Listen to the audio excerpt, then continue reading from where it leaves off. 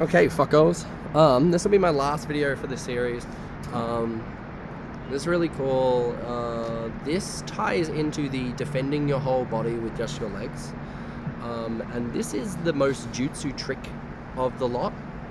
And that's only because it will trick you into having a bunch of actions and mechanics and ideas for the rest of your life that'll help you so much for playing wacky bats and playing with sticks like this. What's really cool is at one of my very first videos, I was saying that this is the scoring part for glaives, for spears, for pikes. You have the scoring chunk that you want to get past. In Renaissance Rapier, you also want to get past the point, and if the blade is next to you but not moving, most of the time you can get past someone and you can get past the point, and if they go dunk, it doesn't matter.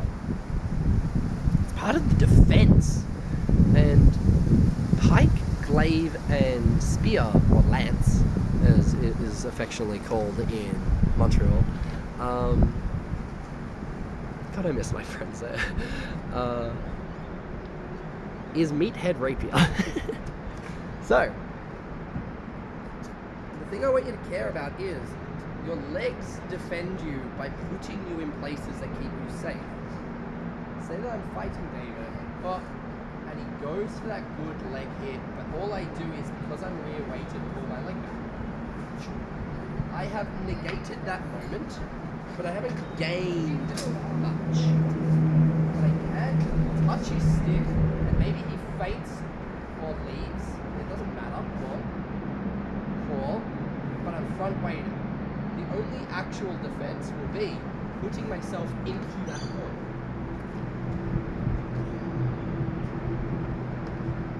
Yeah, right. I also have like a 3-meter pike upstairs I should have brought down for this. But I think it just would have been cramped. I think that's why I didn't. So all of a sudden he starts really reaching because he doesn't have the capacity to get up and close. He's really trying to maximize the reachy attacks because he doesn't want to get hit. Well, I just need to get past that head, and I can do it by touching and knowing where the stick is. But my main goal is to get my legs past the head. That out, I displace, and I get with my legs to get past it.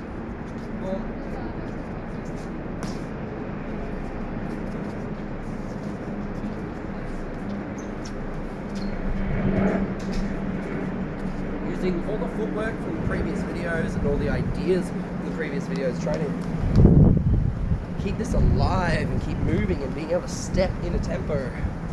This idea is, every time someone makes an action that isn't directly coming towards you, there will be space and void. Now, if their action is directly coming towards you and you displace it, there will also be void that you have carved out in the fucking universe, and you can fit you into it. So as he does like a very baton-y attack, he does like a very baton-like attack. Well, as that comes forwards, there is space back here, behind it. So you want to get to that space, but that's awkward as shit because there is currently a stick coming towards. So if you can displace it and then put yourself in that space, you're safe. Even if he's a master fucking harnish-fecting bastard, and he goes, oh, miss, so like hit, goes to pull back into the back of my head, I can just fucking take that and take it. And that's if you're not doing LARP fighting. He's trying to play whack-bat tag. Well, as soon as I can get me past this, I can be safe. I want low, and you're really trying to hike. Like, so you only thrust at my shins. Like, yeah, really thrust at my shins. Cool. This is a thing that happens in LARP fights. You've got to, like, don't get so low that it's a bit like, David, your head's too low. Or like, hike at my head. Don't defend yourself. Your goal is to have me dead, not and be good at fencing. You're too good. Cool, yeah, he's trying to like pull cue, thrust my legs, one touch. Just pull the legs past that head and you're safe. So getting your shins, getting your knee past that head, getting your knee to near here, they cannot pull back. And the second that happens, you have gained superiority of position. You've used all the tools from previously to suddenly make their reach advantage a disadvantage because you're past their scoring area.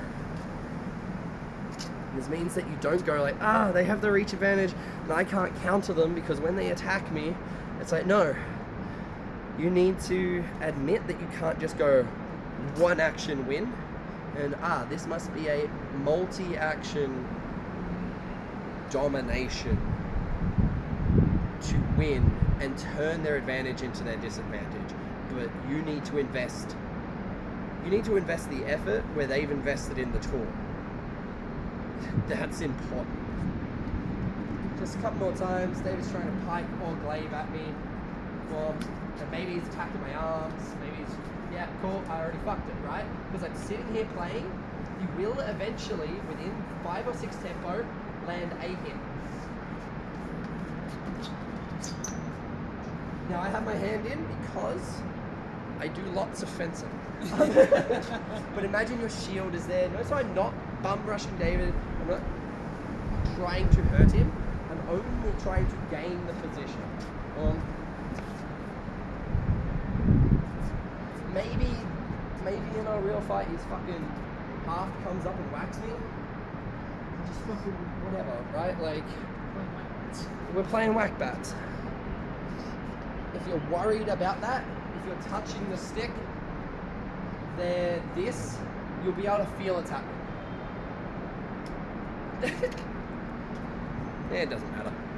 Hopefully that gives you like an idea of like, oh, someone's being really oppressive with their pikes. You do this with your shield, right? So you keep all your upstairs safe and then they only go for your shins. Actually, so much easier. So much easier. Because you can feel it touch your shield, you can feel it touch your sword, and you're like, pew! Beat past head.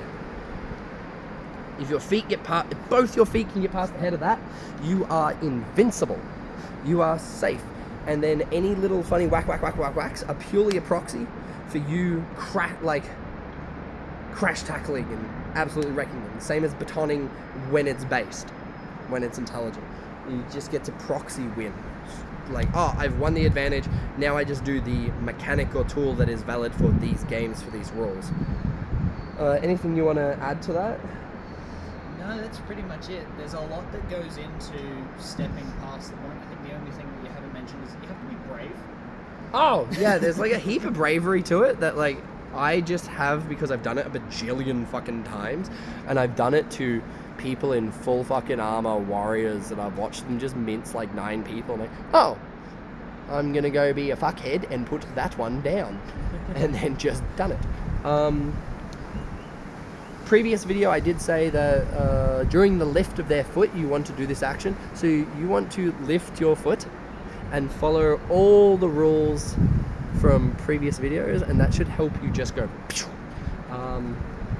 any of you who notice that there might be a very slight parallel to this and the very funny page at the end of Fabris, these videos and that wasn't on purpose, and I only just realized now.